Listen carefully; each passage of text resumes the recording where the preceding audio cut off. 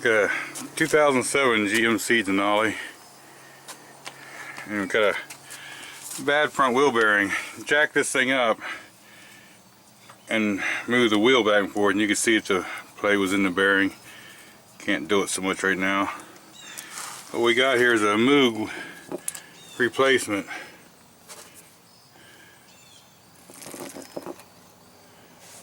But now the thing about these are 2007 or something right there, they changed the ABS on these. And they tell you that if yours has the split in the headlights, two pieces, it's the old style, one piece is the new style. But the difference is the diameter of this wire.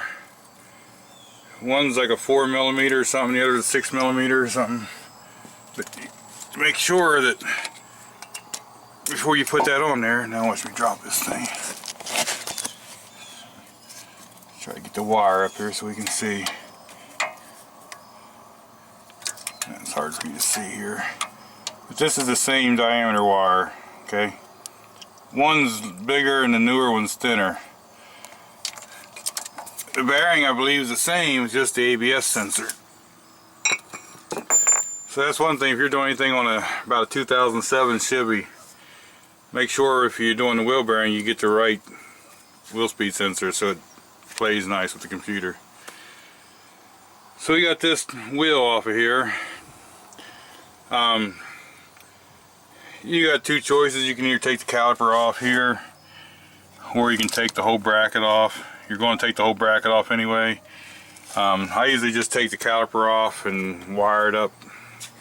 So that's what you'll be seeing me do here. And you got to take this nut off. I believe that might actually be a 35mm. So we're going to get this off and get these loosened up. Now when I took that axle nut off of there, I used an impact. But anyway, when I took that off, it was a bunch of rust dust and all fly out there, and I was kind of thinking, well, maybe it might be stuck. But you need to make sure that's free. So you might have to don't just beat on with a hammer because you don't want to mess up the threads, but you can put something on there, put the nut on there, whatever you want to do to get that loose. Spray penetrating oil, whatever. Okay, this here, just see how that's fits in this slot. You just go behind there with a screwdriver and push one side and get it in the other. That just pushes down in. Same as this one.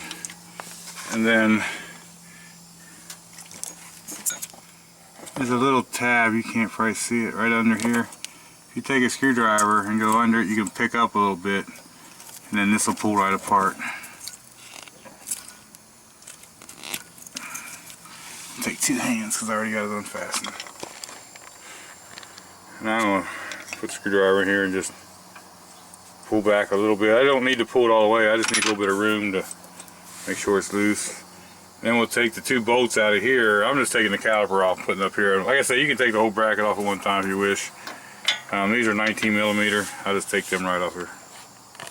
Okay, now I got that caliper off. You wire them up there or hook it somehow that you know it ain't going to fall, because all it takes is one good fall and you're buying a hose too.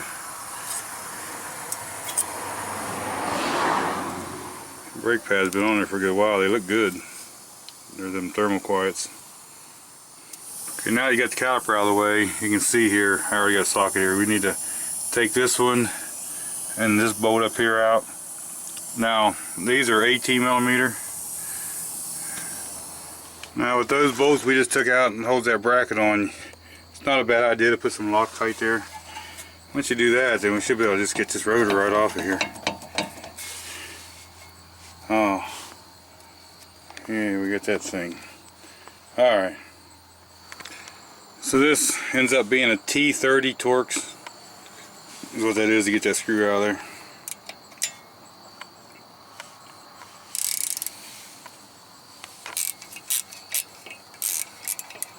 That's just to hold the rotor on. So we'll get that out and the rotor will slide right off.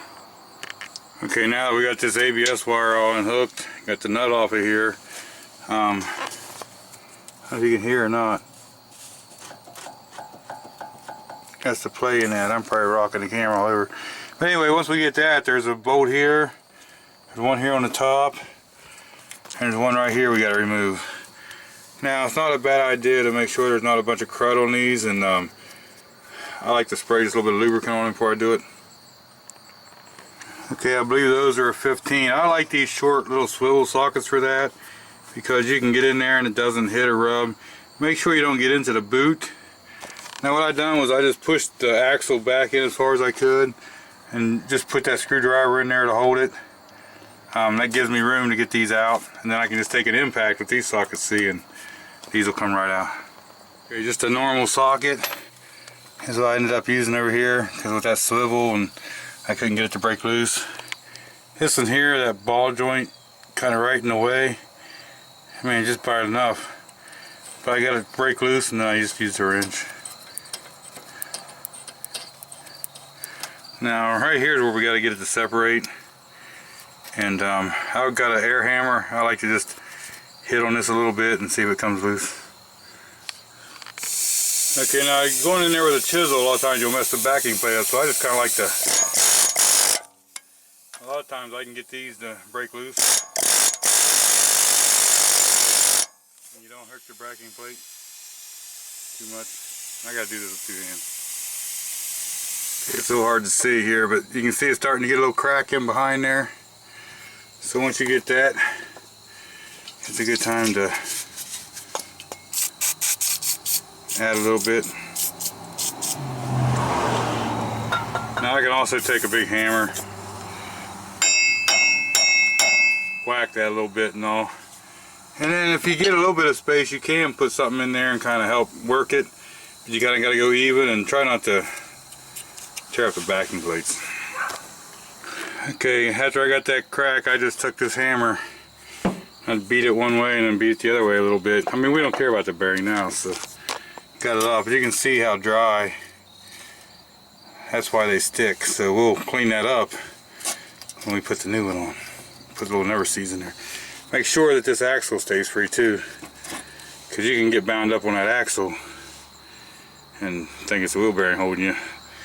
The axle's got so much give in it, but you want to over pull it because you'll pull it apart.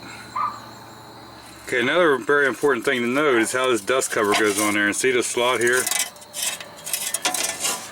That's where this ABS line comes out of. So when you put the new one in, you want these bolt holes all lined up to where that's coming out the same side. Now I'll take and clean this axle up a little bit.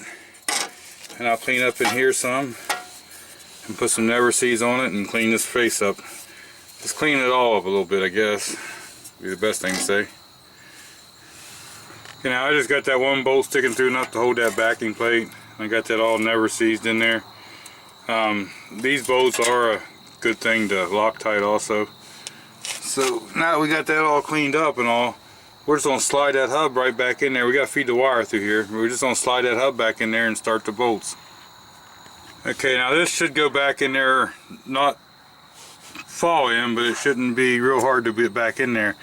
I got it back so far.